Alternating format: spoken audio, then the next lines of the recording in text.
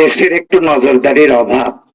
তিনটে সেক্টর, একটা হলো যারা দলিল লেখক তাদের জন্য রাষ্ট্রীয় কোনো পৃষ্ঠপোষকতা নেই, আর যারা সাংবাদিক দেশের গুরুত্বপূর্ণ তথ্য যারা আদান প্রদান করেন তাদের জন্য কোন রকমের তাদের পেশায় তাদের জন্য কোনো সম্মানী বেতন ভাতার কোনো ব্যবস্থা নেই।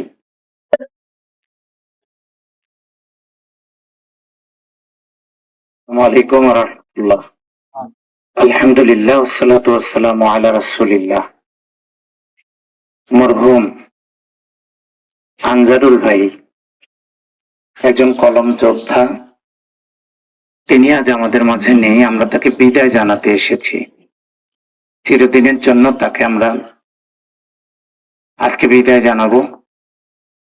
আমি কোনো দলের পরিচয় না, তার সাথে কথা হতো আমার অনেক, বেশ ভালো লাগতো। আজকে তিনি চলে গেলেন, জানাজায় দাঁড়িয়ে দোয়া করি আল্লাহ যেন তার জীবনের গুনাহগুলোকে মাফ করে দেন। আল্লাহ তার মর্যাদা বৃদ্ধি করে যেন জান্নাতের আলা মাকাম দান করেন।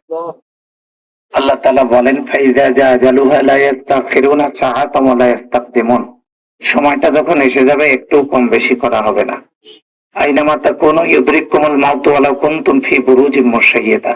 অট্টালিকার মাঝে থাকলেও মওত থেকে বাঁচতে পারবো না। বাংলাদেশের তিনটা জায়গায় দেশের একটু নজরদারির অভাব।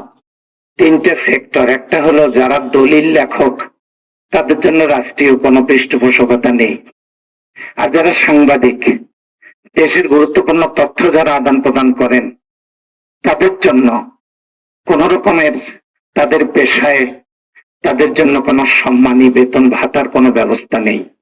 আর একটা হচ্ছে যে এদেশের প্রখ্যাত আলেম সমাজ যারা মসজিদে খুতবা দেন তাদের জন্য নেই। তো আমরা আশা করব সাংবাদিকদের এই তাদের যে পরিশ্রম, তাদের যে কষ্ট, তারা পৃষ্ঠপোষকতার দাবি রাখে, দলিল লেখকেরা রাখে, এবং ইতিমধ্যে ইমামদের জন্য কিছু সম্মানের ব্যবস্থা করা হয়েছে, তাদেরকেও যথাযথভাবে মূল্যায়ন আমাদের সবারই করা দরকার।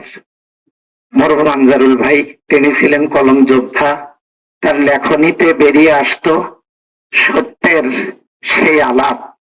আমরা দোয়া করি আল্লাহ তার শোক সন্তপ্ত পরিবারকে ধৈর্য ধারণের তৌফিক দান করুন।